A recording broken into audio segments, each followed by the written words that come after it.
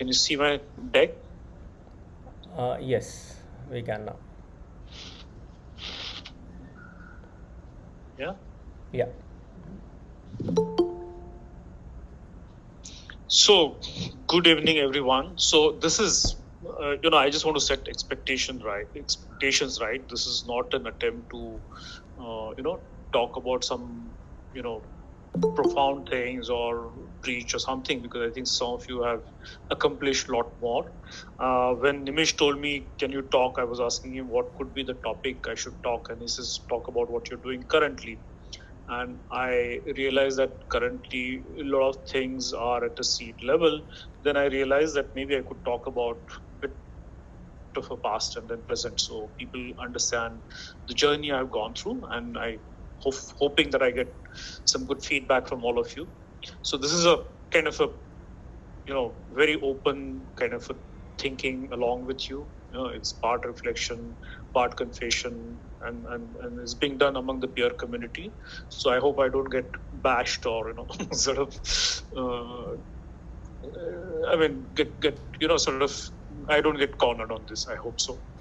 So, and of course I expect good questions and good suggestions, and it should be open dialogue, because it's going to help me.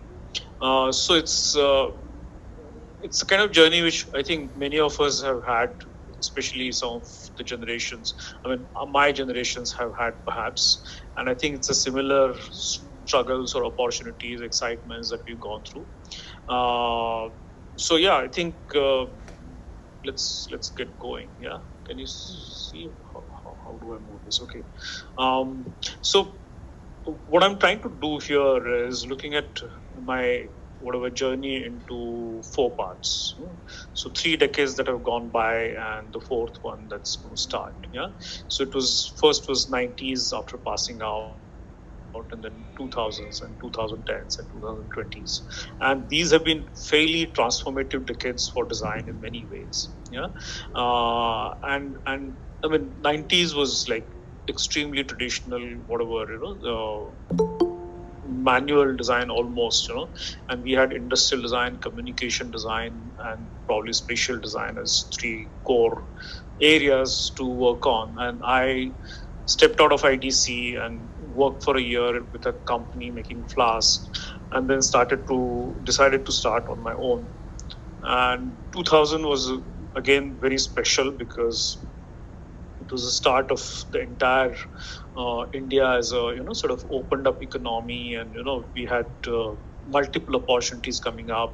IT industry in the .com was started, sort of had its movement, so to say, and it things looked very different, and the role for design also expanded from being designers of objects and communication to more of people who bring together insights and build value propositions along in a collaborative process. So I think we moved from a sort of a studio to more of a collaborative space. And 2010s was very different, and again for me it was extremely different too, wherein where we went through the entire sort of digitalization or digital transformation that kind of caught up at every level. And all of us who lived in a fairly non-digital space suddenly faced the whole dilemma of going through digitalization. And that's the kind of phase that I'll talk about. And 2020 is a new beginning for me, at least, and I'll talk about that, I think, in the end. So starting the career was tough because on one hand, I mean, I was completely fascinated with what Papanek talked about in his sort of seminal book Design for the Real World, what Schumacher spoke about new economic theory, where he talked about small is beautiful. And I was at the same time fascinated with what designers like Slinger, who's running Frog that time, was doing, and similar such designers globally. And those were fascinating things. And of course we got the glimpse of what they were doing through ID magazines, because there was no internet available in those days. So it was a kind of a very funny sort of a relationship in terms of how what kind of professional practice one should build and what one should do. And I think the most profound thing, and I think that kind of shattered me a lot, was what Papanek talked about in his opening paragraph in his preface, that he said there are professions more harmful than industrial design, but only a few of them.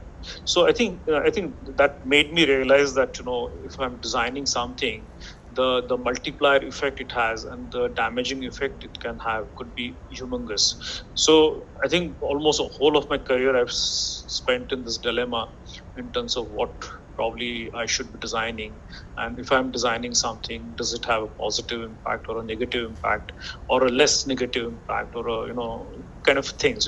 So everything little silly, because at the end of the day we are working for companies. At the end of the day we are looking for interesting projects and you're trying to make them better in our own ways. So I think, and of course it gives you sometimes opportunities to stand up to sort of so-called decision makers to make right decisions. But I think that this kind of opens up into what kind of dilemma that I have lived through, and I think a lot of you may have lived through. So I won't talk about what I did in the flask company, because I designed a lot of these flasks. I got to travel a lot and it was fun. But when I started out Design Matters along with Rashmi, and later Anil Saini also joined us. So Rashmi Ranade, and I started this company called Design Matters in Pune, and we ran it for good 9 years, close to 9 years.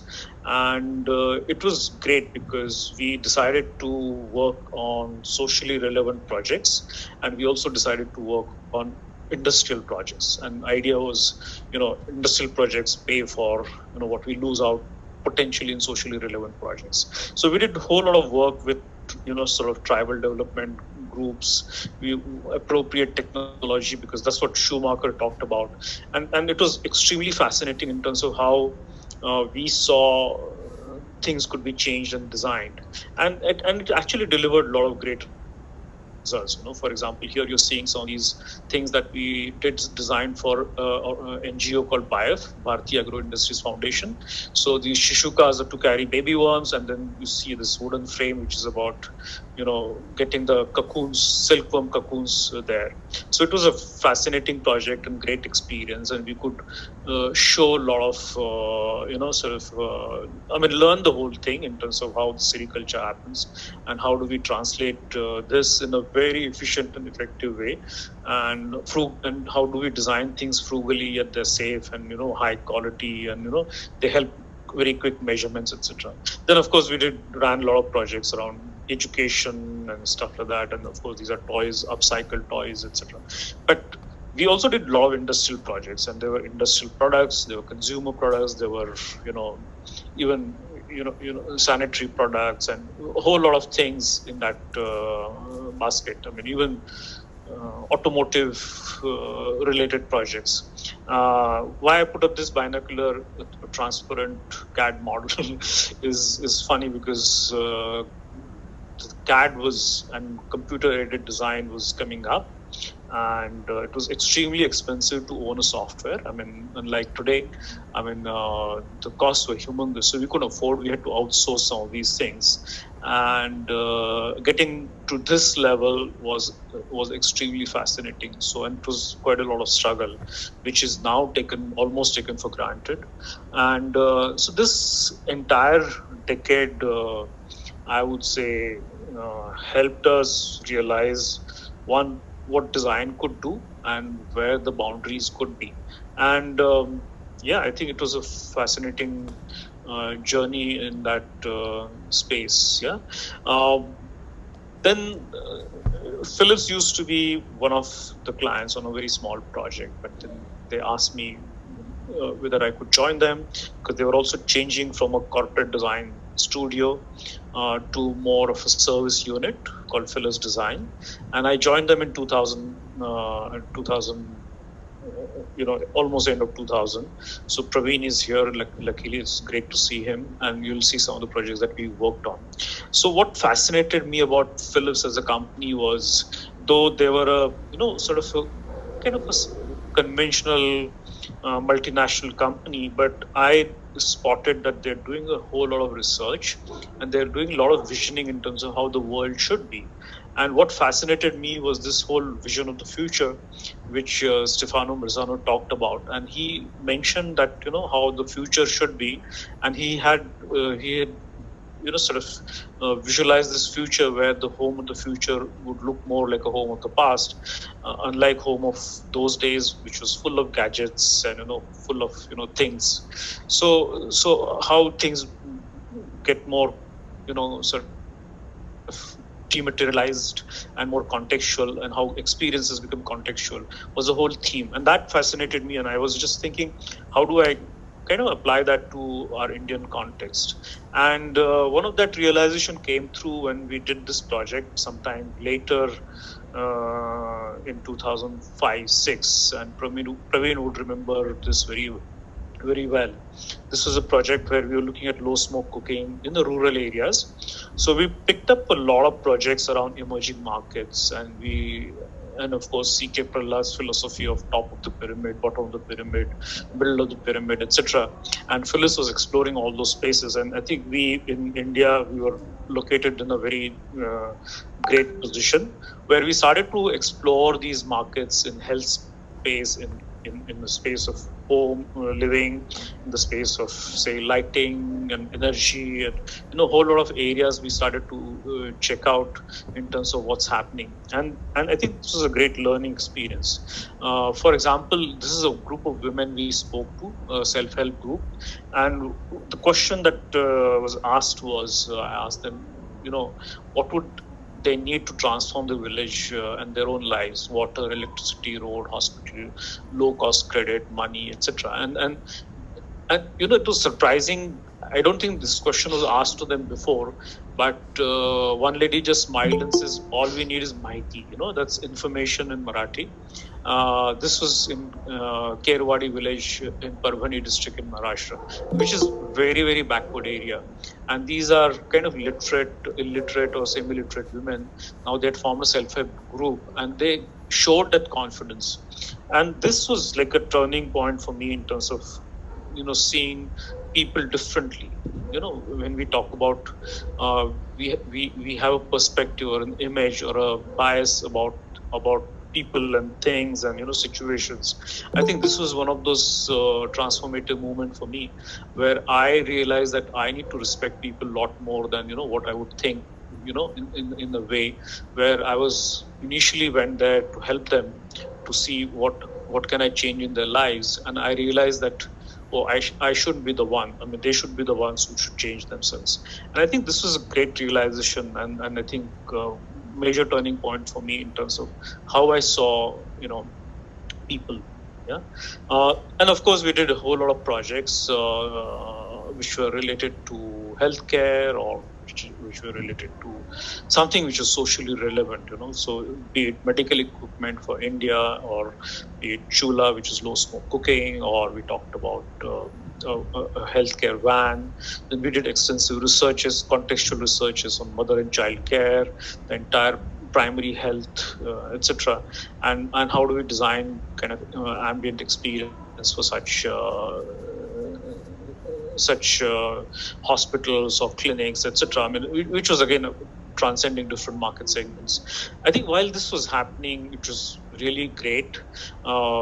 Something bigger happened globally, and Philips kind of embraced simplicity as the new brand positioning, and which I felt was great. It was very exciting, and it's like a designer's dream come true. And Philips Design globally ran this Next Simplicity events. These were conceptual products created, and they were done in a style that Philips would do in terms of projecting a vision of the future. And it was just, the whole thing was just amazing. And only thing is, what I realize is, when this happens, I think when a design presents such a vision, businesses always translate in a best possible way they can. And obviously Philips was also known as a sort of an engineering and a technology company, which was doing more of innovation. So I think market and everybody struggled with that. And what we were creating were these kind of products which were relatively simpler versions of what was available in the market those days.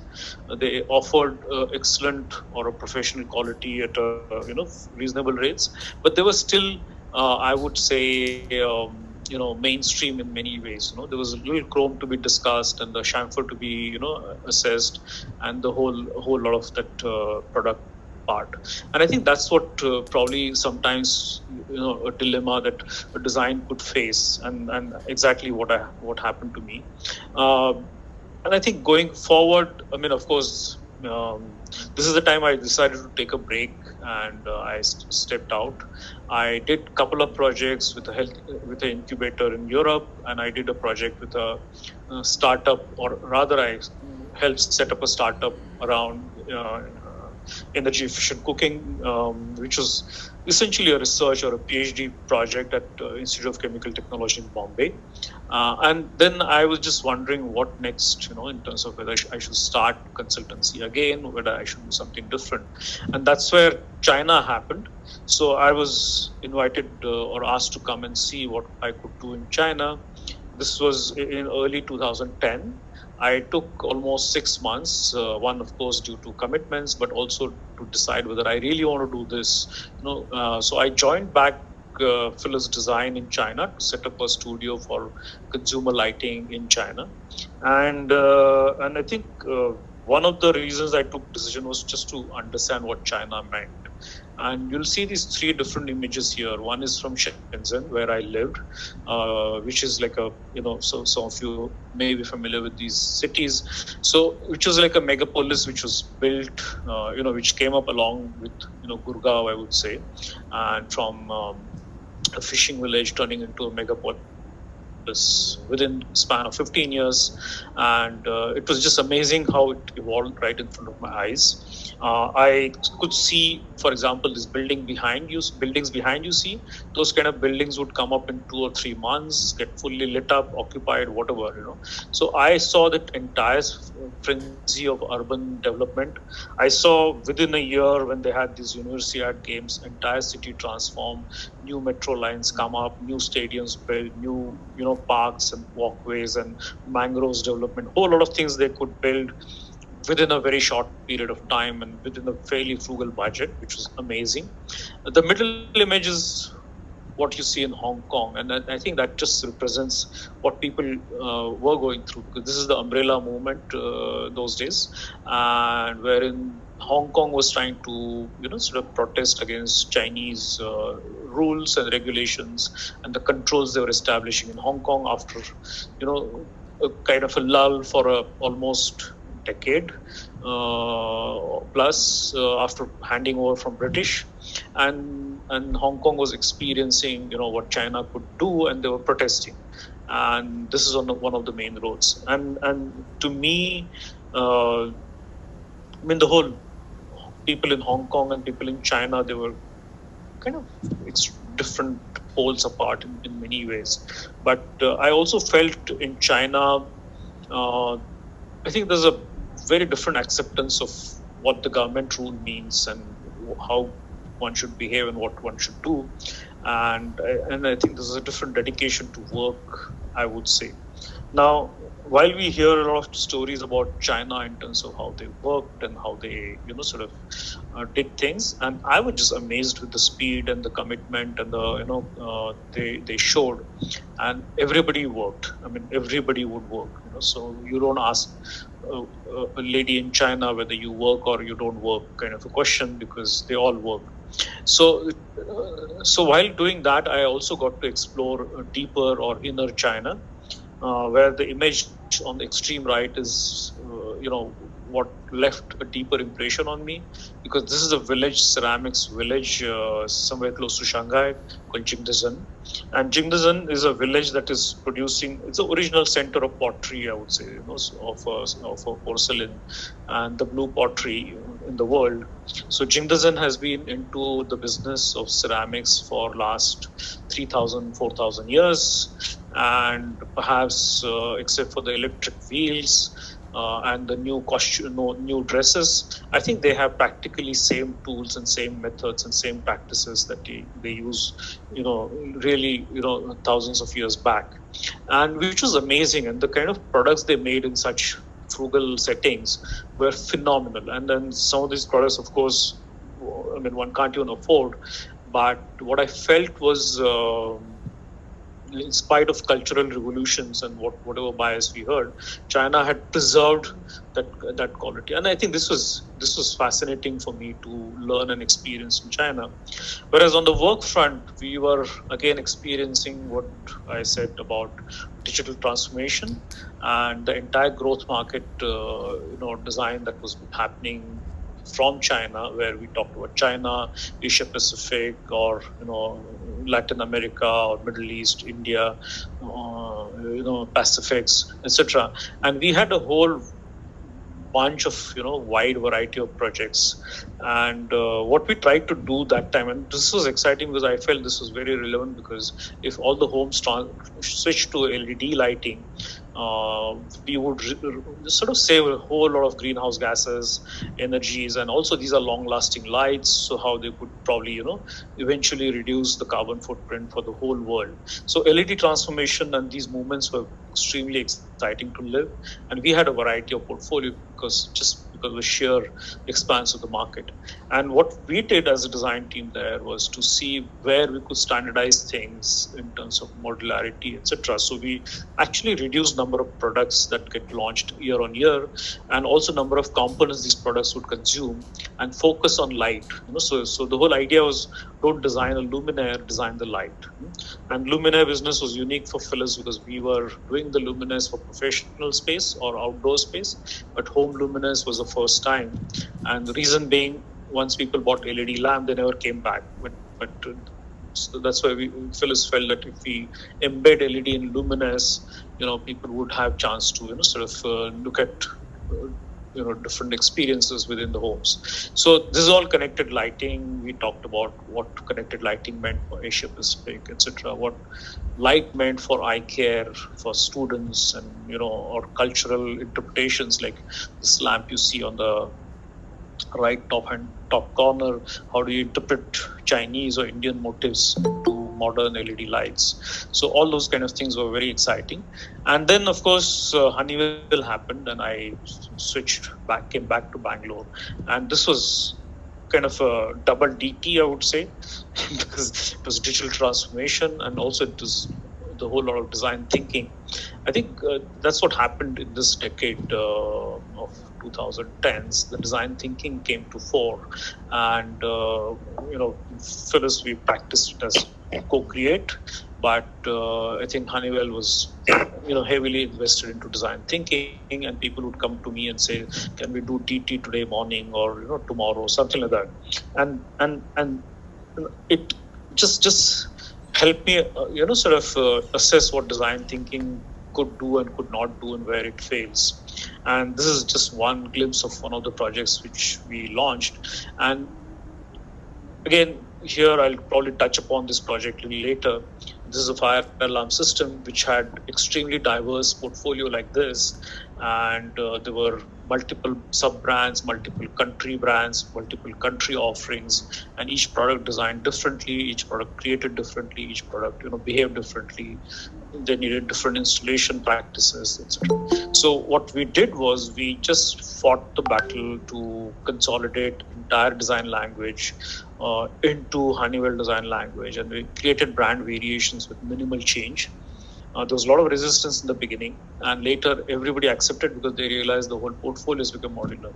So it was easy for any brand to expand and contract their portfolio just by adopting elements from other brands. And this was done not only for hardware but also for software, because we changed from manual programming to more digital programming, and a whole lot of connected tools for installation, commissioning, as well as configuration, reconfiguration, and maintenance and monitoring. So I think that whole thing changed in terms of how fire systems should be designed. And normally it was considered it takes decades to do a fire system, which that whole perception changed, and say, okay, let's do all the fire systems within 4 years. We could change that. And I think which was a very, I would say, good fight to fight. I mean, it was not easy, but once everybody got over those barriers, I think the team got extremely good support. And I must say that, design team in Bangalore came up with all the challenge, and I think we were the core and the center of this whole entire discussion. So just to mention, this decade was also, a rise of Indian design in many ways, because we had design teams in different multinationals, different companies who were actually leading and building global programs sitting in India. And I think that was a big moment for design. And of course, some may have started slightly earlier, or some might be starting now. But I think that's the transformation that we're going in terms of what design can do. I think it again keeps going back, in terms of what is the purpose and what am I doing and what is this. And the thing is, if you take care and design something which is less harmful, but it's still not what you want to do or what impact you want to drive. So where do you go from there? And I think that's probably where I started to get a little fidgety 2017-18 onwards, and of course, reading up on all these kind of ideas and thinking about what it means to sort of do something that's more meaningful. And what is that, and how does it look like? So I started to talk to people who are already running such kind of programs and working in this space in social innovation or social sector or gender issues or all kinds of things. So I think there's a whole lot of jargon here. I realize, and I also felt that maybe design has still a role to play. It's just that how does one get foot in the door to make big changes. And I think that's probably what my next journey, I want to sort of go in that direction. And and I think that reading up also revealed a lot of things. Like, this is a project that you see, this whole anthropological study by Peter Menzel, where he talked up to people to display their household items, and different countries, different houses, and you see what's happening. I mean, we've done all these are design things. All these are also design things, but there's a different kind of a frugality or different kind of a lifestyle people are living, and then one realizes that, okay, oh my God, I'm responsible for this. Now, if you build a similar slide for digital, it will be even more humongous, because digital is making people buy more of these things easily. Digital is consuming more carbon than the airline industry now. Every WhatsApp message or every Google search amounts to boiling a kettle of water, perhaps. But I think that's where one realizes that one has to change. We also realize that we are consuming more than we are regenerating on our planet. So we had our Overshoot day. I think you should check out if you don't know about this. On 29 July, that means whatever Earth could regenerate in 2021 was already consumed by mankind by 29 July, and that too with the lockdown, right? And I think it's about biocapacity and what we can do and what we cannot do. And I think that's where one realizes that there's a lot of things that as designers we do need to be done responsibly, because we have a sort of power of multiplication in our hand. And also what we need to realize is the world is realizing that mere technical solutions are not going to work. So I think Gus Speth, who's environmental lawyer and policy advocate, he's founded World Resource Institute. I think this is a very profound statement. I think design should feel good about it, because this is where we can play a role. So he says that top environmental problems he thought top environmental problems were biodiversity loss, ecosystem collapse, and climate change. He thought that these 30 years of good science and whatever technological development, we could address these problems. But he admits, I was wrong. The top environmental problems are selfishness, greed, and apathy. And to deal with these, we need spiritual and cultural transformation. we scientists don't know how to do that. And I think this is where we can bridge science and culture and the social and spiritual. I think that's the kind of thought process. I did a lot of reading, and these are some of the things that probably led to me forming what I call as Oceanic Circles, which was initially envisioned as a platform for collaboration, which has not turned into that yet. I haven't moved an inch in that direction so far. I mean, I have moved, but I have not done concrete steps in terms of setting up a platform and onboarding things. But where Oceanic Circles as a name comes from, this was a bit of a use by Gandhiji when he was asked about his idea of power structure and development. So where he talked about empowering grassroots, empowering people and villages and communities, and he used the metaphor of oceanic circles. And I felt that was an extremely visual and inspiring metaphor for what we do as designers in terms of co-design and collaborative design, or sort of participatory innovation. So essentially, what I'm doing under this. So I want to see how one could distribute design. In sense, how do we bring in diversity, equity, inclusion, and also how do we empower people to design things, or how do we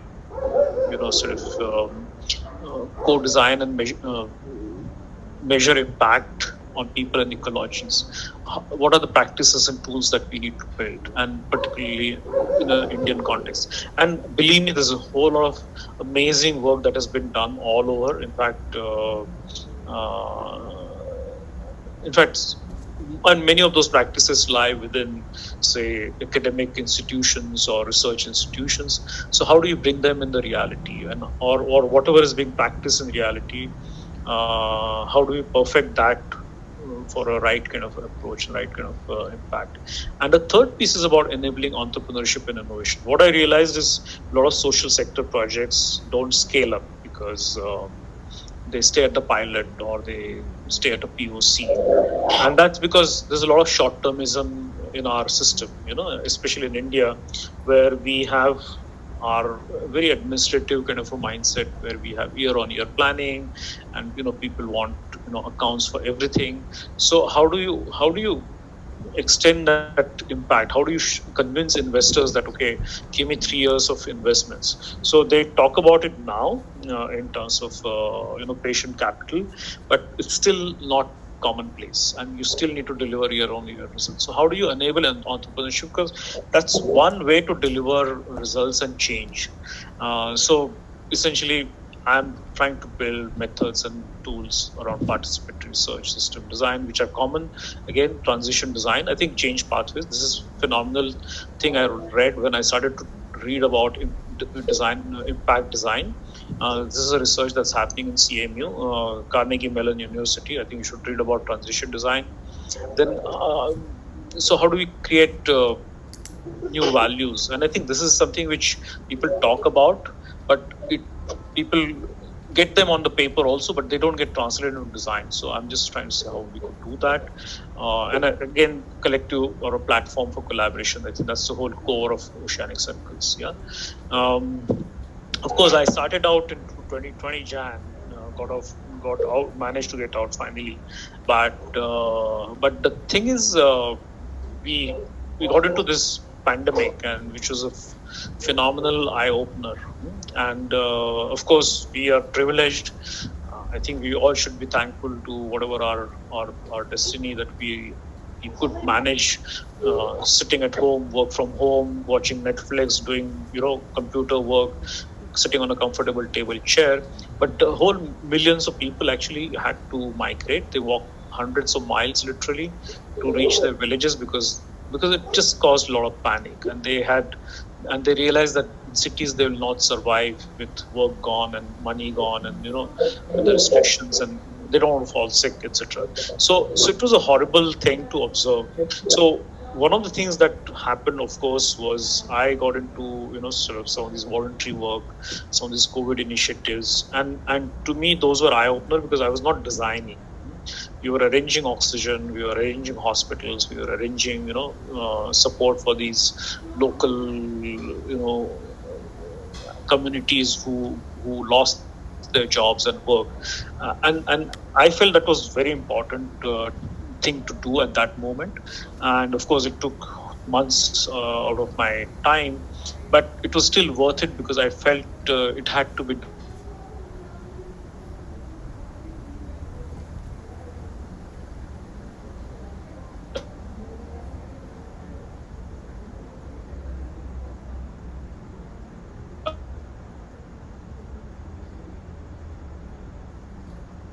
done.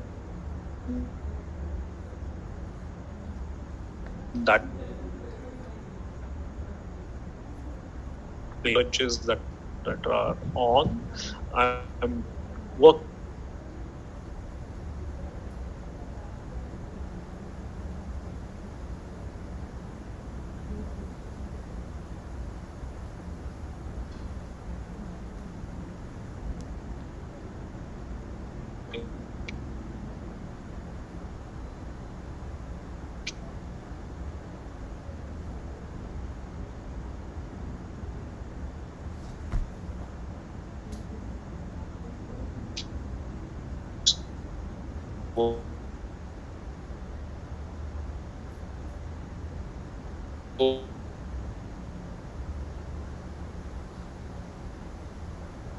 I don't understand, so I thought maybe I should start doing something there. So looking at small and marginal farmers and how do we make them sustainable. So looking at some of these FPC collaborations, that's farmer producer cooperatives collaboration, and how do we get that one element in there which we can understand and get going. Again, some work on digital platforms for health, some work on sort of air quality management, indoor, outdoor, etc. So it's a whole IoT system, product, and software. So it was great fun to get hands-on and design things after almost a decade. But yeah, this is what I enjoyed. Now, just want to put down a couple of points here. So I always use this graph to sell design services and to convince managements that they need to involve design early on. And I always use this logic that cost of correction in a project, if you talk about a new product project, either software or hardware, over a time, the cost of correction goes very high. If something goes wrong early, you fail early and you manage things quickly and sort of go on. So you involve designers, research, testing, everything early, and this is very effective because people would really get scared. But looking back, I think one could look at slightly differently, because whatever we do, what we have to realize is that also means that the impact it can have in terms of problem for the world could also be humongous. So cost of wrong design on people, planet, and businesses could also be huge, because back of the calculation, what you have to remember, if you're designing, there's one designer who's designing one app or one product or one whatever exhibition or a transport solution or a service. There's a whole lot of engineers, whole lot of developers, whole lot of sellers, whole lot of service providers who come in the picture because of that product, and they look forward to sort of working on that. That becomes their livelihood as well. And I think you have to realize that any idea that we put together, we need to put it together with them, and it can impact their life. Yeah, and I think then the discussion is not about looking at a sweet spot of desirable, viable, feasible, the whole design innovation or design thinking spiel, but it's much bigger than that. Yeah. So I won't spend time on this. I don't know how we are doing on time. Yeah, we are almost up there. So I think one of the things that I want to talk, and that's where I have a problem with design thinking, because it focuses too much on problem and what problem people are facing today, or what problem you observe and sort of look at,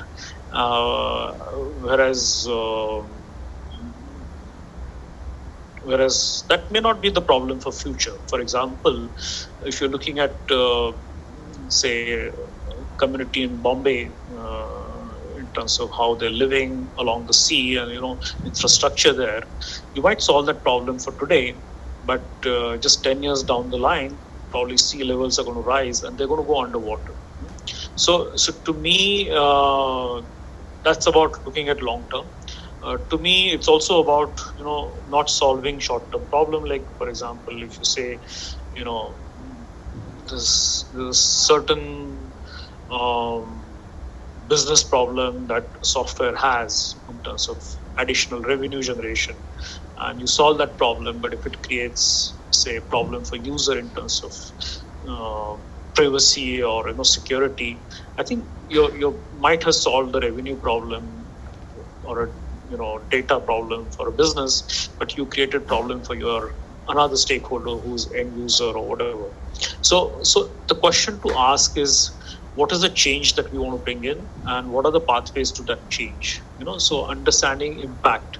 So I think focusing on impact to me is more important than just solving a problem. And to me, I feel this kind of a questioning or this kind of a visioning only designers can do, and that could change a lot of conversations. And in fact, this is not just valid for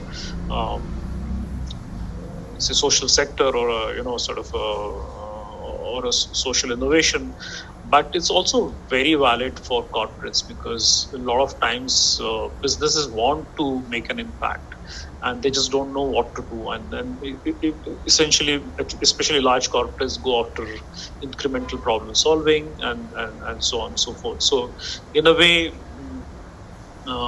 design thinking has become, say, management toolbox, right? They use it for quick fixes, quick validation, and move on. It's almost like you pass on the problem to somebody else, and it's got heavily templatized as well, and that's where anybody can practice it. So we have to be very careful in treading on those areas. Whereas it's probably looking at something a little bigger, could be an idea for design. And also stepping away a little bit from what we call as project management kind of a thought process, which is what design thinking has become in the whole agile, the whole scrums and sprints space. So wherein, it's a good thing, and I think design needs to be part of that in terms of execution. But that's not ideation. That's post idea. The whole agile process and the method, they kick in once the idea is on table, and a lot of times the idea is not on the table. So we have to fight for that space to say, okay, we still need to get the solid, idea and sort of value proposition here. We also still need to understand what are the problems worth solving, and I think that's a very important conversation to have.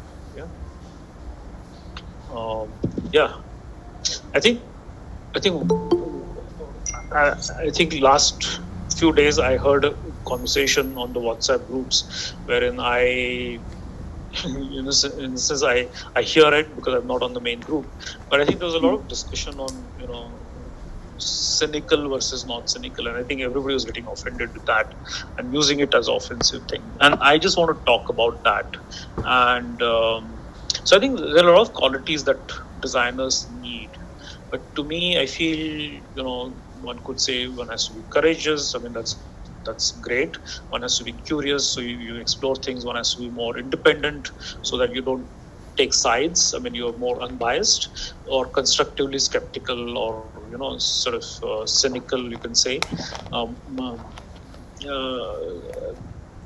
think most importantly, we need to be also modest, or we need to keep doing our part. So a lot of these things, I think we keep talking and hearing and telling younger designers, or sort of telling ourselves. But I think cynicism is I think in today's world where we are at the brink, we are touching 1.5 degrees sooner than expected, and we are going to be facing humongous climate related challenges, and we're still debating on small things and smaller issues. And that's where I think one has to sort of get cynical, though it's a negative quality, and I understand there could be different connotation, but cynicism in a constructive way could also be good, because it helps you challenge status quo. It helps you to do things differently, see things differently. And to me, I mean, this is an example of the dome in London. I mean, some of you may have visited it. This was a Millennium Dome, which Tony Blair and Labour Party pushed. Humongous amount of money spent, and there's a lot of criticism from environmentalists, from designers, architects, who are social scientists, and he just called them cynics. He says triumph of confidence over cynicism, boldness over blandness, and excellence over modernity. This was in December 1919, and this was supposed to have had certain flow of people, etc., and it completely failed. In fact, they expected it to be demolished. And of course, in October 2000, I mean, of course, after the millennium change, 2000 was celebrated. He says, on hindsight, it is a wonderful thing, but government should run tourist attractions. Yeah. So he admitted it failed, but when it was being done, and that's what happens, and I think that's where you need to stand up to people who are excessively confident or sure-footed, and they just dismiss somebody as a cynic. So I think for design, I think it's a great quality to have. In fact, I had a debate with my daughter on this, and she says, no, it's not a good thing. And I said, no, it's a good thing, because it helps you to challenge status quo, see things differently, and you get to rock the boat. So being cynic once in a while, but of course you need to have a concrete and a constructive idea and a vision to counter that, and you need to work for that. You need to put those efforts as well to, show alternative vision. It's not about fighting; it's about where you want to go. Yeah. So I will not spend time. Yeah, I think this is the last slide. So I think one should have this poster. Anybody wants to design, be it digital or physical, in their room or in their desktop, because these are Dieter Rams 10 principles. And I want to point out to principle number 10, and I want to do a small tweak to that. It says good design is as little design as possible. And I want to say good design is as little designer as possible. And that's because I feel moment we take out our egos and our whatever signature mindset, and we see it as a collaborative space, I think things would change for all of us. Thank you. Okay, friends. Thank you. Yeah. Nimish, I'm done. Thank you, Unmesh. That was really good. We have the floor open for questions. We have about 10 minutes.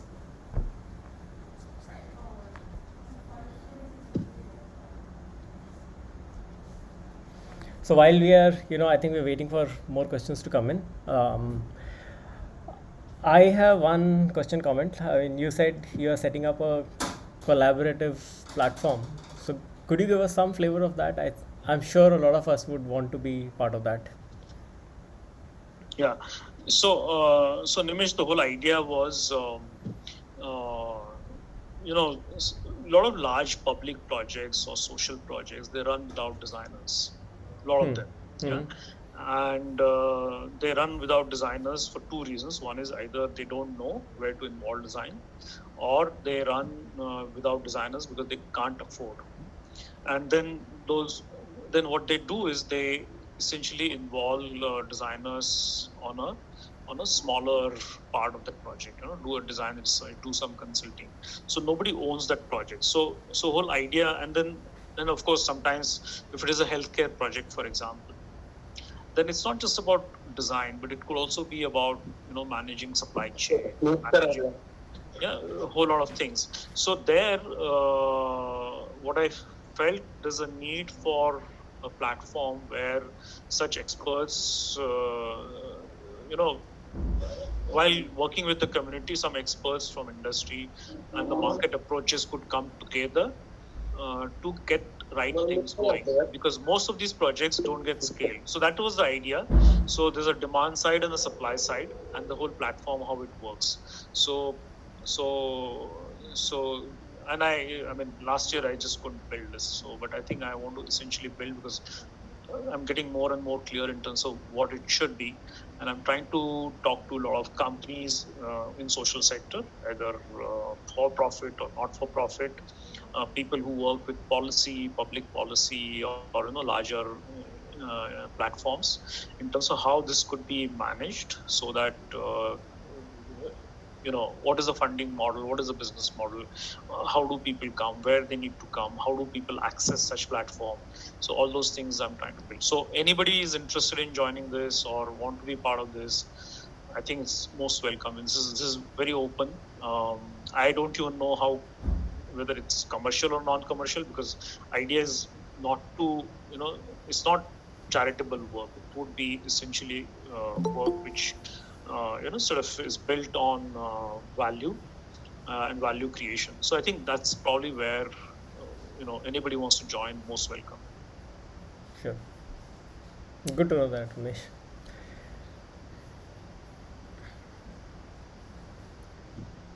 Yeah. Guys, Any other questions? question? Well, I have a question. Sham here. Hi, Shan. I like that point on impact, Unmesh. That was, I think, a very hard-hitting one. How do you see that for design today? I mean, as things evolve, I think your outlook on design is kind of defined in that sense. But for the profession of design, as it were, right, as all of us are doing, are you thinking that all these social things should be more as part of our thought process? How does impact for designers pan out in your head? Yeah. So if you look at design, and I'm not separating social and commercial and all those things, social sector or a corporate sector or a commercial sector kind of things. Yeah. So to me, if you're a designer, so that means you have a sort of context to work on. You have a challenge, and you have a probably need that is identified or a hypothesis. So if you're building that, if you just go about doing a research in the conventional way, you would potentially or probably look at a set of problems, and you'll pick up a high value problem and solve it. Whereas when you say impact, say take for example, take example of a fire system that we were designing in Honeywell. So if we had to look at the problem statements where people were finding it difficult to enter those smoke detectors or sensors they had in the whole building or a system, and they had difficulty in sort of logging in whichever whatever, that was actually the problem. And they felt there's a lot of things go wrong there, so can you help with that? We could have created a feature and did a software feature and added that, and did something with that. But what we did was we looked at other problems, and it turned out there were bigger problems, and it turned out that this it's impossible to transform these systems easily, because the development cycles run into years, including decades rather, because we need to regulatory approvals, etc. So there could be many things. So we looked at it in terms of how do we create an impact, because eventually people don't want to buy fire system, they want fire protection.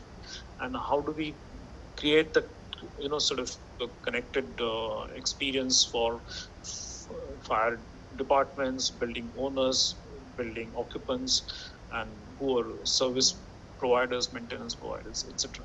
So when we looked at the impact, we said, okay, why don't we create a system which kind of works in a very unified manner. And then I think that changed the dialogue.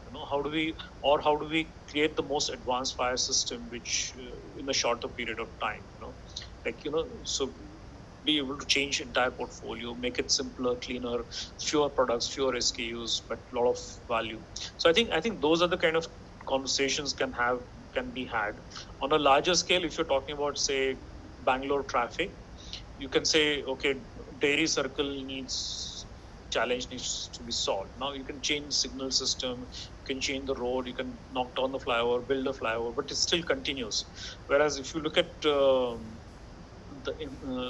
if we say the impact we want to achieve is the sort of smooth flow of traffic or less traffic on the road. So I think the approach could be differently managed rather than looking at a microscopic impact. So there, then we are talking about what are the alternatives that are available to people. How do we change behavior? So then you start to look at broader spectrum of stakeholders and not just a very narrow spectrum of stakeholders. Does it answer, Sham? Yes. I think that's going to be something I'm going to use a lot. Yeah, I think asking a question, what do I impact, good or bad? I think That's it's a brilliant. very important thing to do in any sort of initiation, discovery phase, or a framing phase. Unmesh, Ganesh here. Hi, Ganesh. Hi. After a long time, yeah. So, I want to ask you a question, not as a designer, but as a person, because I see your journey. Slowly, somewhere, the sustainability, climate change, all those challenges dawned on, and your approach to design changed. But maybe your approach to life and daily living also changed. So, what are the things that you changed in your own life, and you can choose not to answer, uh, just to align with your newfound religion of sustainability or whatever, alignment with that larger scheme? So, what are those things that you changed for yourself? And I'm not asking for any strategy for solving the world problem as such, or for that matter, any design problem, because I believe unless we ourselves don't change, there is less hope. So, and could there be suggestions to a design community that they can take up based on your experiences? Thanks. Wow, that's a deep question and tough one also, because it's easy to talk and very difficult to practice. So I'll tell you some of the things that go on our minds. So I think this is not just because today we are designing things in a certain way, or I'm thinking of sustainability or environment. I think these things have been on our minds for long, and I think on a daily lives, I think frugality is something that one could definitely adopt. One could adopt frugality in terms of how you want to treat people, um, how you want to make sure that they get compensated fairly, those who work along with you. And I think these are very important questions. What kind of, even simple things like, kind of car you want to buy, why you want to buy that car, or the kind of clothes that you want to buy. I mean, I've been told, oh, this is the same shirt I saw 3 years, 4 years ago. I said, no, I have other shirts which are probably 8 or 10 years old. So I think those are the kind of values. If we continue, I think it helps. I don't think. I mean, we are also creatures of sort of a modern era, right? I mean, we like those comforts. We like a glass of beer once in a while. We like to watch TV and good programs, etc. But I feel if we get conscious about what it means in terms of our footprints, or what it means in terms of what it does to the world, how do we treat people around us, how do we treat you know even communities. I think those are extremely important things according to me. Now,